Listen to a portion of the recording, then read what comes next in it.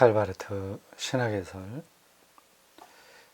위대한 열정 오늘 111강 하겠습니다. 111 숫자가 예쁘네요. 111 제가 우리는 제 8장의 승리의 영이라고 하는 대목에 속한 소제목 성령의 신성 그 부분을 읽고 있습니다. 여러분 책 399쪽 아래 맨 아래에서 둘째 줄 거기서부터 시작합니다.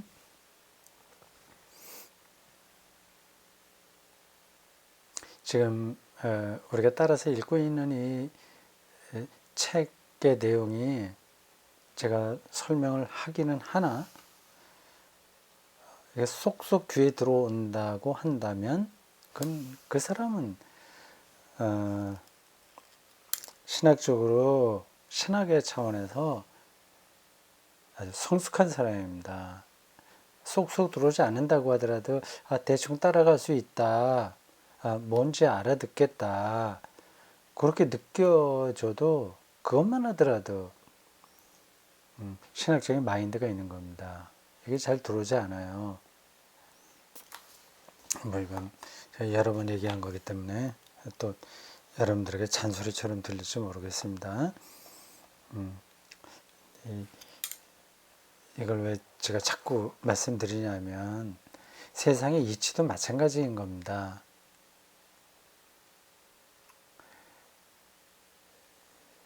자기가 알고 있는 그 틀, 그걸로만 늘 생각합니다. 그래서 그 다음 단계, 여기까지는 가려면, 거기까지 올라가려면, 그게 아주 비약적인 어떤 경험이 있어야 됩니다.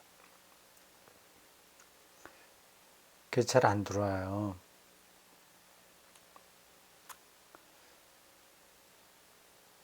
하나님 이해도 그런 겁니다. 하나 예를 들면요, 이렇습니다. 이게 다 연관되는 문제예요. 구약 선지자들이 이스라엘 백성들에게 반복해서 경고한 이야기가 우상 숭배하지 마라, 바알 숭배하지 마라. 그 얘기입니다. 그게 아주 가장 기본적인 겁니다.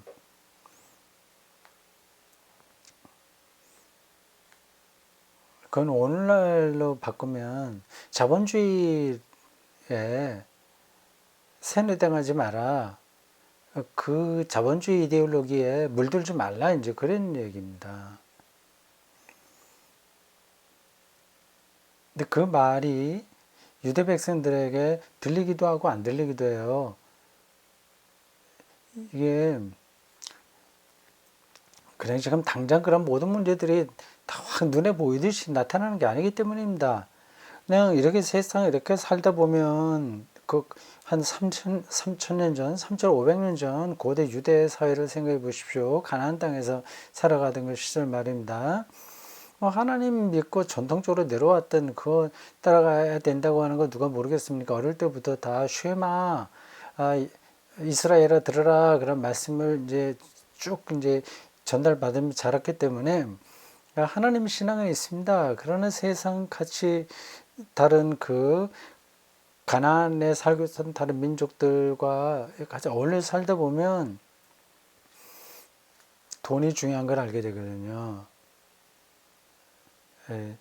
그 당시에 뭐 돈이라기보다 풍년하고 자식 많이 낳는 거 이거 가장 중요했거든요. 그러니까 그 이방인들이 가나안 원주민들이 살아가는 방식이 굉장히 매력이 있었던 겁니다. 그렇게 산다고 해서 당장 뭐 벼락 맞아서 죽는 것도 아니고요. 근데 그 영혼이 아주 천천히 그 바알 숭배에 기울어지면서 생명을 이제 잃어버리게 되는 거죠. 그게 당장 되는 게 아니라 오랫동안에 걸쳐서 신압으로 나타나기 때문에 이스라엘 백성들이 그 선지자들의 그 말을 들어도 별로 그렇게 심각하게 받아들이지 않았습니다. 어느 때는 좀 그렇죠. 어려움을 당하면 정신 차려야 되겠다 싶어서 하는데 곧 그게 뭐 계속 어렵나요? 그냥 원래서 같이 잘 먹고 잘 살다 보면 그 다 잊어버리는 거예요. 선지자들에서 반복해서 그 이야기를 했습니다. 고대 유대인들이 고 하나님의 말씀대로 살아야 된다는 그쪽으로 듣기는 들어도 정말 거기에 생명이 있다고 하는 것을 깨닫기에는 쉽지 않은 거예요. 어렵습니다. 거의 불가능하죠, 사실은요. 눈에 보이는 거는 다 다른 거거든. 바알 숭배에 아세라, 바알, 그 가나안의 토착 종교에서 얘기하는 것이 더 현실감이 있었습니다. 이거 하나님 신앙, 이거는 좀 거리가 먼 거로 들렸죠. 그러니까 그쪽으로 가기 힘든 거예요. 기본적으로.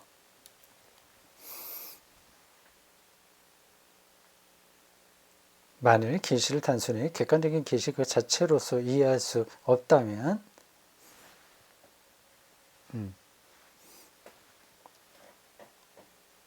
계시는 어떻게 이해되어야 하는가? 그러니까 민족 정신, 뭐 게르만 민족 정신 뭐 이런 게 이데올로기로 나타나잖아요. 그런 거를 가르쳐서 객관적 계시라고 얘기하는 겁니다. 그럼 계시는 어떻게 이해해야 하는가? 바르타는 이렇게 말한다. 하나님이 인간에게 하나님 자신의 영을 주신다는 것. 이게 이해가 되겠어요? 하나님 자신이 영을 주신다는 거예요, 인간에게. 이건 뭐 도대체 그 완전히 뜬금 잡는 이야기처럼 들리지 않겠습니까? 그러니까 현대 지성인들이 주로 이제 지성인들에게 그런 게 많이 나타나는데 지성인이 아닌 사람들은 괜찮다는 말이냐? 그건 또 아닌 거예요. 근데 그 특징으로 볼 때 지성인들이 기독교 신앙에 접근하기 힘든 게 이런 표현들입니다. 자기들은 전혀 이런 식으로는 세상을 알지 않거든요. 못하거든요. 하나님 자신의 영을 인간에게 주신다? 이게 도대체 무슨 얘기지?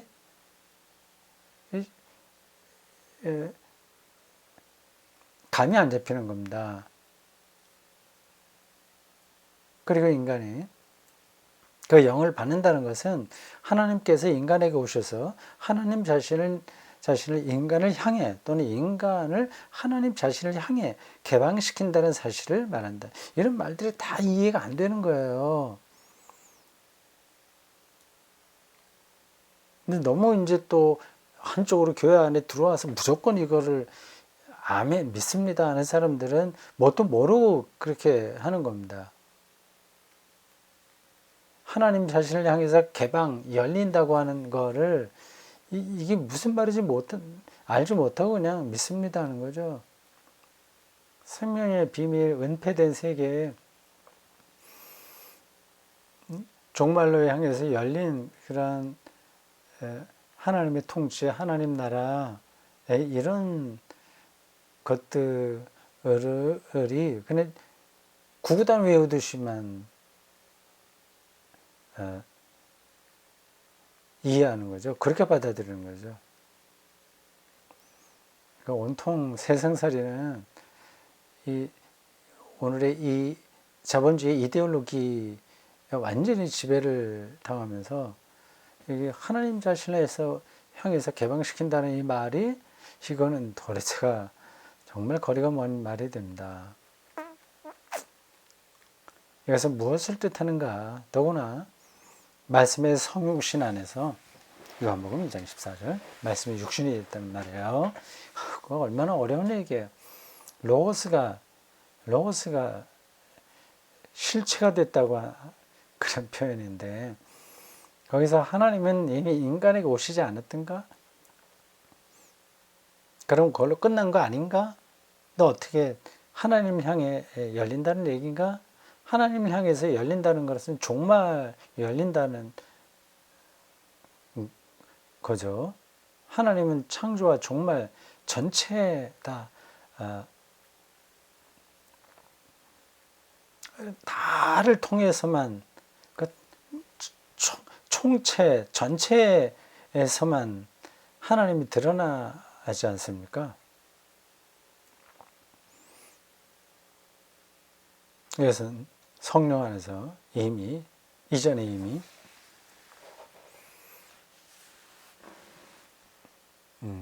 시작한 시간을 안 적어놨네. 이렇다니까요. 그래야지 몇 시까지 하는지 아는데 제가 5분은 더 하지 않았습니까? 5분 했다고 하고 네. 핀 마이크 하고 있죠.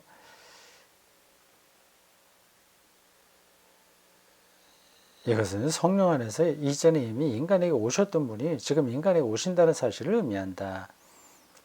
예수가 우리에게 온다. 그러므로 우리는 동일한 계시 안에서 두 가지 행위를 봐야 된다. 동일한 계시 안에서 동일한 계시 그 사실은 성령의 제3왕국론을 거부한다.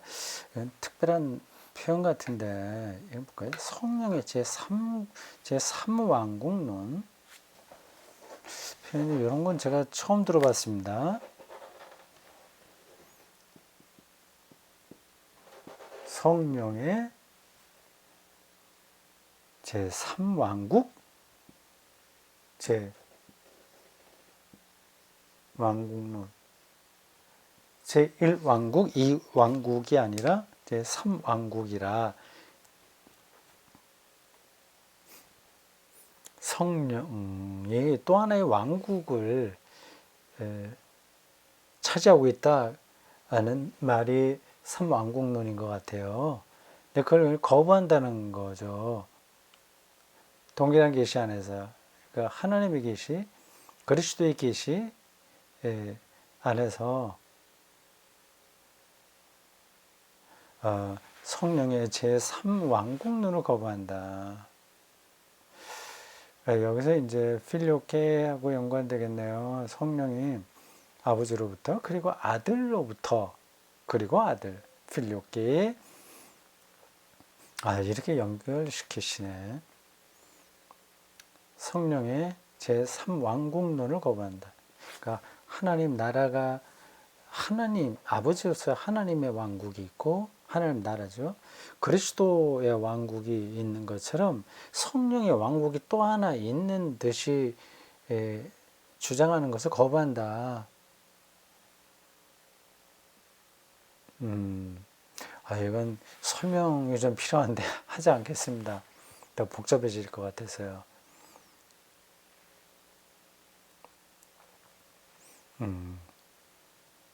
이 이론은 성령의 제3왕국론 그러니까 뭐 이거저거 그냥 간단하게 얘기하면 우리 영이 충만해 갖고 이러면 자유롭고 뭐 구원받아서 확신을 가져 성령 받아라 해서 그것으로만 어떤 생명의 세계가 확보되듯이 되는 것처럼 하는 주장 이게 이제 성령의 제3왕국론이죠.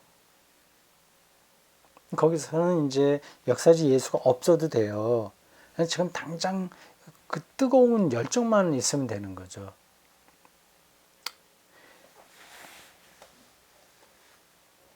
레싱이 근세에 수용했다. 그런가? 레싱. 독일 철학자. 성령의 제3왕국론 때문에 사람들은 역사적인 그리스도를 소위 시대에 뒤떨어진 낡은 것으로 무시해도 된다고 생각했다.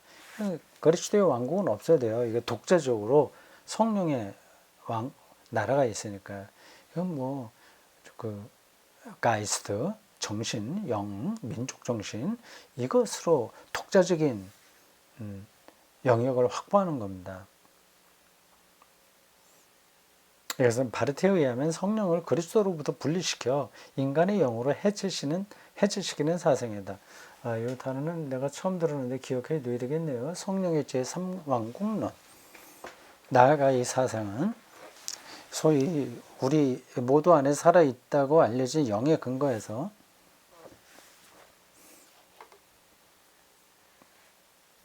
이제 믿음은 어떤 낯선 사역을 하게 되었는데, 낯선 사역,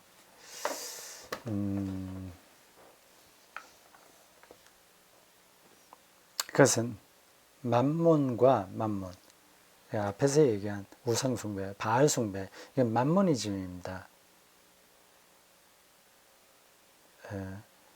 기복주의 신앙, 이게 만모니즘이에요. 만몬과 민족주의에 봉사하는 것이다. 우리 민족이 뭐 이걸 정신을 뭐 되살려서 어떻게 하고, 각각 나라들은 그런 게 많이 있죠. 일본도 아주 대단하죠. 일본. 우리나라도 뭐 못지 않긴 하죠. 뭐 그걸 통속적인 표현으로 국뽕 뭐 그렇게 하는 것 같습니다. 바르테의 이런 주장은 마치 그리스도의 계시와는 다른 어떤 영의 계시가 있을 것이라는 상상, 곧 그리스도의 계시, 그리스도 계시의 내용과 다른 어떤 새로운 것이 계시된다는 상상을 거부한다. 그리스도와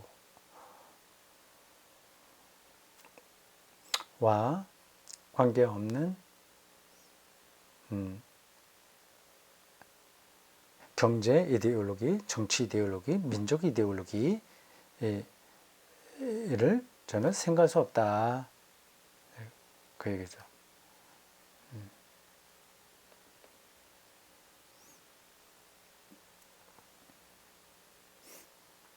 이제 하나의 계시 안에 두 가지 행위가 하나의 계시 안에 두 가지 행위가 구분되어야 한다. 복음 안에 하나님의 율법이 내포되어 있듯이, 그리고 하나님께서 우리를 위해 행하시는 것 속에 하나님께서 우리와 함께 행하시려 하시는 뜻이 내포되어 있듯이, 뭐 특별한 의미도 아닌데 내용적으로 이것과 비슷하게 그리스도의 계시 안에는 뭐 그리스도의 계시 라는 거 설명하지 않아도 되겠죠. 뭐 그냥 낱말 그대로입니다. 그리스도에게 일어난 사건들을 계시로 이해하는 겁니다. 그리스도 계시 안에는 성령의 사역에 내포되어 있다. 그건 뭐 당연하죠. 그러니까 성령의 왕국이 따로 있는 게 아니라 그리스도 계시 안에 들어있다. 그리스도를 알면, 그에게 일어났던 사건들을 알면 그 성령으로 사는 거다. 그 뜻입니다. 동일한 계시 안에 일어나는 두 가지 행위를 구분하는 특징을 표현하기 위해 바르트는 몇 가지 개념상을 사용한다. 굉장히 전문적이에요. 제가 이 책을 강독 해야 되겠다 생각한 건 바르트 신학 전반에 대한 이해를 한번 해보고 싶다, 그런 뜻이었습니다. 하다 보니 너무 전문적인 부분으로 많이 들어가서 일반 신학에 오리엔테이션이 없는 분들에게는, 좀 오리엔테이션이 있다고 하더라도 꾸준하게 신학적인 작업을 하지 않은 분들에게는 좀 버겁겠다 생각이 듭니다. 좀 미안하게 생각합니다. 그렇게 들어주시는 분들이 있으니까 마지막까지 이걸 밀고 나가겠습니다. 지금 읽고 있는 부분도 좀 그래요. 개념상을 사용한다. 뭐냐 봅시다. 예를 들어 과거 한때 시간 속에서 발생한 예수 그리스도의 역사 속에서 발생한 거거든요. 시간이면 역사인데, 2000년 전 그 예수 그리스도 역사가 성령 안에서 지금 여기는 예수 그리스도 2000년 간격이 있잖아요. 다르죠. 근데 성령 안에서 특정한 인간에게 그들이 새로워지는 사건이 된다. 성령 안에서 그리스도 사건이 새로워지는 사건이 된다. 성령이 그런 일을 하신다. 그것도 다른 이해도 있다. 성령과 이제 그리스도 사건을 개념상으로 설명하는 게 요거인가 보죠. 하나님이 예수 그리스도 안에서 자기 자신의 말씀을 말하는 자로서 계시하시듯이, 마찬가지로 하나님은 성령 안에서 인간들을 자신의 말씀을 수용하는 자로 만드신다. 계속해서 그리스도 안에서 모든 인간을 위해 원칙적으로 일어났던 것이 성령 안에서 구체적인 인간들을 위해 실제로 효력이 있는 사건이 된다. 계속해서 그리스도 안에서 발생한 하나님과 세상의 화해는 십자가 부활 대표적으로 그걸 말할 수 있고, 앞에서 공생애 때 벌어진 것들이 다 포함되는 겁니다. 하나님과 세상의 화해는 인간의 동의와 관계없이 타당한 객관적 계시이며 일어난 사건이라는 뜻입니다. 객관적 계시라는 말은요, 성령이 인간 안에서 그런 동의를 불러일으키는 화해의 효력은 주관적 계시이다. 이렇게 구분하네요. 객관적 계시와 주관적 계시.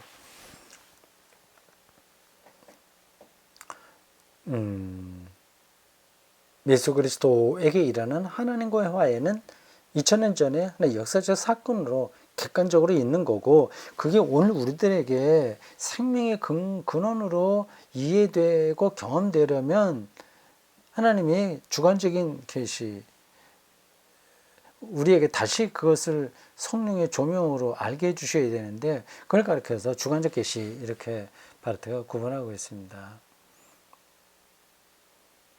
한 쌍이라고 하는 거죠.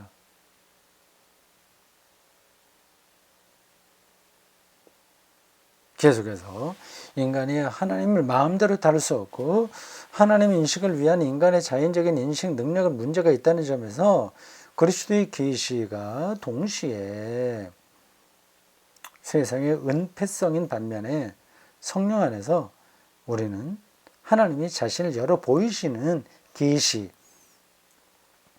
형태와 관계한다. 그러니까 그 하나님의 계시, 그거는 은폐이면서 동시에 계시다, 노출이라고 그렇게 표현도 하는데, 같이 묶여 약간 한 쌍으로 있는 거죠. 예수 그리스도의 십자가 부활이 은폐이면서 드러남이에요. 우리 인간 인식의 한계로 인해서 그걸 우리가 다 뚫어볼 수가 없습니다. 또 그런 얘기요.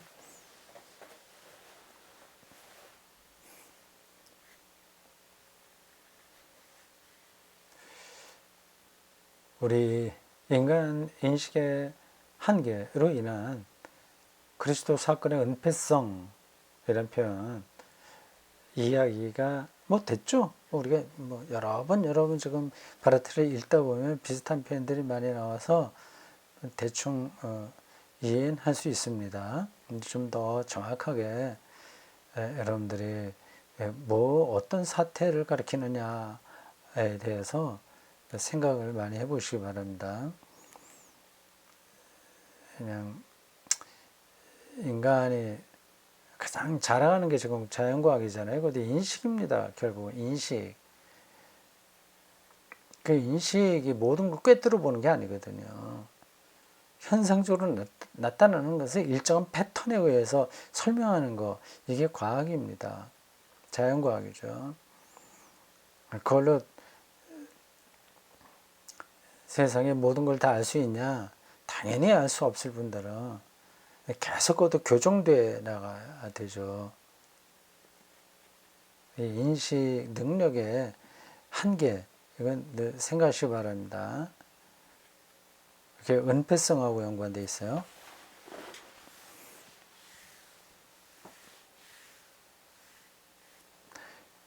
이와 같은 구분들은 만일 하나님의 계시가 객관적 계시 그 자체로만 이해되거나 이전에 예수 그리스도에게 일어났던 사건 그로만 본다거나 또 과거의 사실 그 자체로만 이해된다면 옛날에 2000년 전에 그런 일들이 있었지 이 정도로 이해된다면 계시가 사실상 심각하게 오해된다는 사실을 명확히 보여준다. 그때 하나님의 계시는 인간의 개입을 통해서 비로소 현실성, 현재성, 활동성을 획득하는 것을 오해된다. 인간의 개입을 통해서. 더 이상 계시는 그걸로 끝났으니까.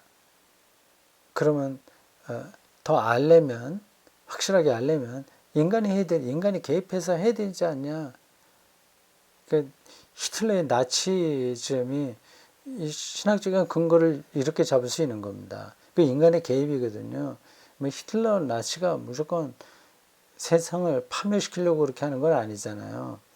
자기들도 그 계시에 근거해서 하는 겁니다. 우리가 개입해서 이렇게 해야 게르만 민족이 그 역할을 다 하는 거다. 세계 평화에 이바지하는 거다.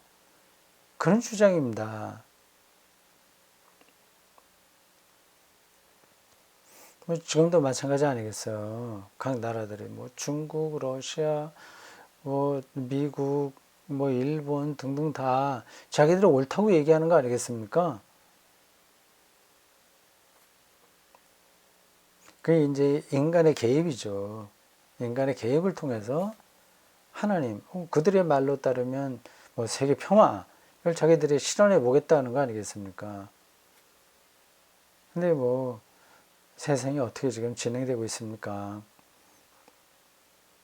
기후변화 문제를 여기서 또 끌어들일 필요도 없긴 해요. 이러한 소비 중심의 세계, 인간의 삶이 오히려 지구 생태계를 파괴하는 현상으로 지금 나타나고 있으니 인간의 인식이라고 하는 것이 얼마나 제한적인가 알 수 있습니다. 그래서 인간적인 개입이라고 하는 그 표현이 중요합니다. 그러니까 오해되는 거예요. 그렇게 해야만 된다고 하는 거예요. 그럼 아무것도 안 하고 가만히 있으면 되냐? 그 뜻은 아닌 거죠. 이런 이해는 자동적으로 업적, 칭의와 연결되거나 업적 칭의, 업적의죠. 업적의, 업적을 통해서 의를 획득하려고 하는 것. 이 의라고 하는 것도 종교적인 표현인데 그것도 세상의 삶을 그대로 이제 이야기하는 거예요. 그 다 담고 있는 겁니다. 서울대학교에 1등으로 들어갔다고 해봅시다. 그 사람은 의를 얻은 거예요. 그건 업적의라고 합니다. 그거를 업적으로 공부 잘해서 그래서 자기의 능력으로 의를 얻은 거예요. 그러니까 의를 얻었다고 하는 거는 옳다는 뜻이거든요. 그건 또 생명을 얻었다고 하는 얘기인데 세상은 그런 식으로 작동이 됩니다. 근데 그 사람이 정말 생명을 얻고 의를 얻었냐? 그렇지 않습니다. 그렇게 1등으로 입학해 봐야 또 다른 문제들 속에 뒤범벅이 되어버리고 맙니다. 오히려 그것이 교만으로 떨어질 수도 있죠. 오히려 정반대로 나갈 수 있는 거예요.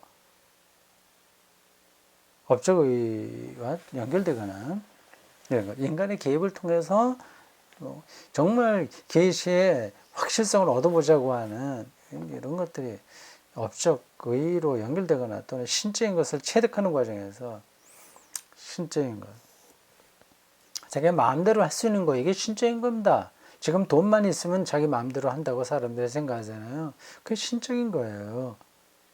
과정에서 하나님과의 신비적인 직접성을 체험할 수 있다는 상상과 연결되는.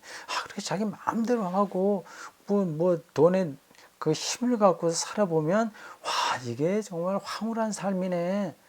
이게 어디 신경험이네. 하나님 경험이네. 이게 신이 되는 것 같은 느낌. 그런 상상을 하게 되는 거죠. 망상이죠, 망상. 거기서 얼마나 자기가 초라한지를 또 경험하게 됩니다.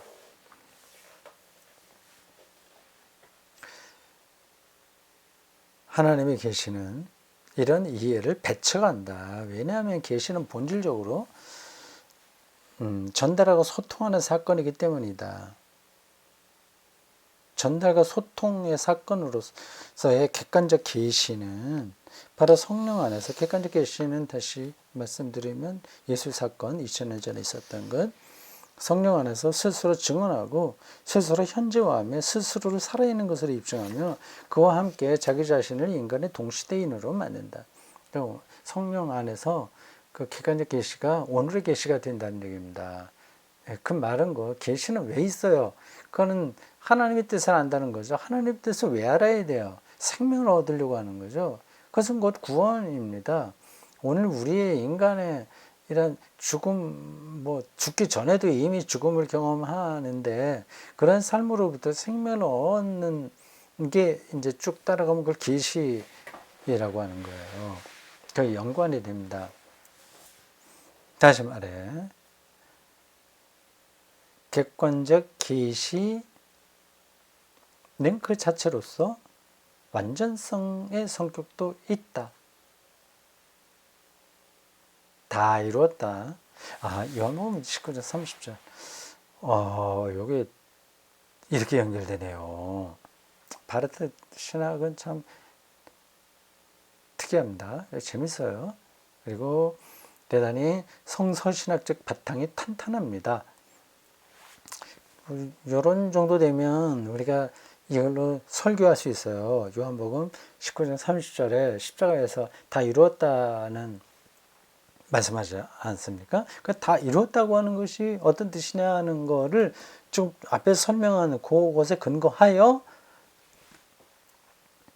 설교할 수 있는 거죠. 대단히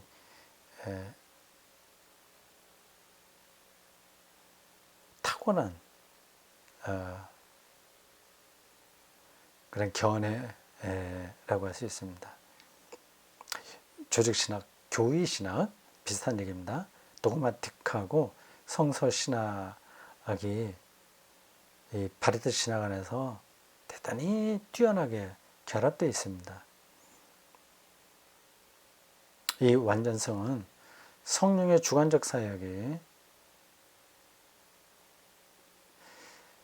객관적 계시의 내용을 넘어서는 그 어떤 것도 제공하지 않고 오히려 객관적 계시 안에 포함되어 있음을 의미한다. 이 말은 그리스도론적이어야 된다는 말입니다. 그리스도, 예수 그리스도.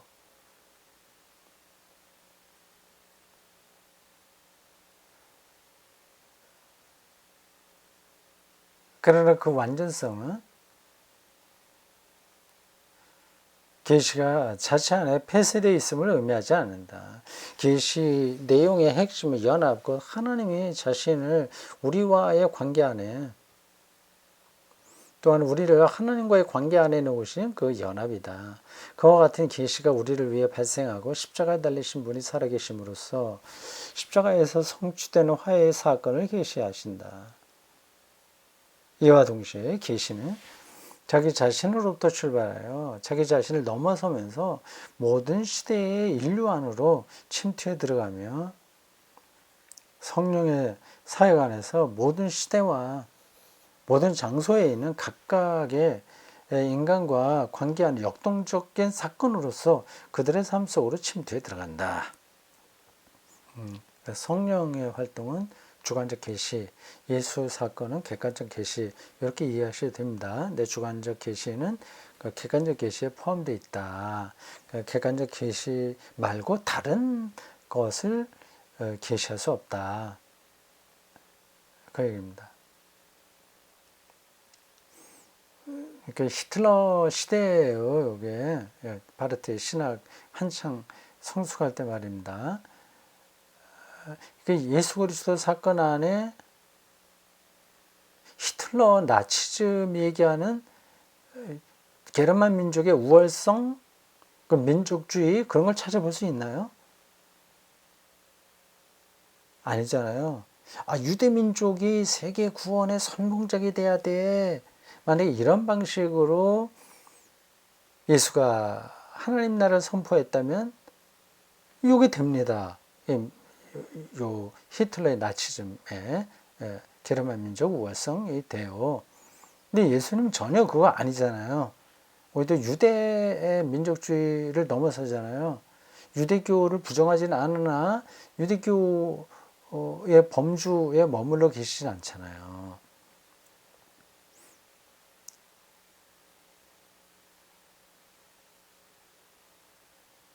객관적 계시가 은폐의 형태를 취한다는 사실은 아직 예수 그리스도 십자가 죽음이 왜 구원인지 은폐된 거예요.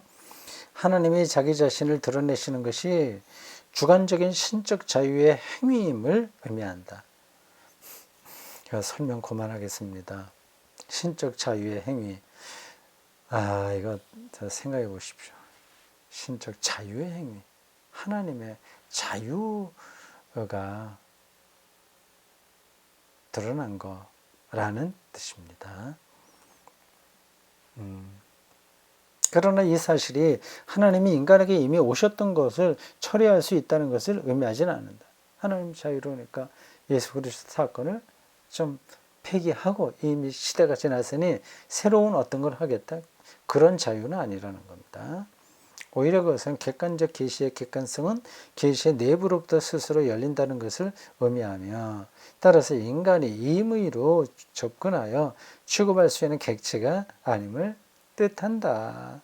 거기에 근원적인 진리가 들어있어서 우리가 이렇게 저렇게 처리할 수 있는 대상, 그 객체는 아니다. 만일 인간이 임의로 취할 수 있다면 그때 계시는 인간의 손 안에서 사실상 우상이 되고 말 것이다. 그렇죠? 이미 이렇게 된 역사는 지난 2000년에 걸쳐서 여러 번 나타났죠. 기독교 우월주의 그런 게 이제 우상이 되는 겁니다. 기독교가.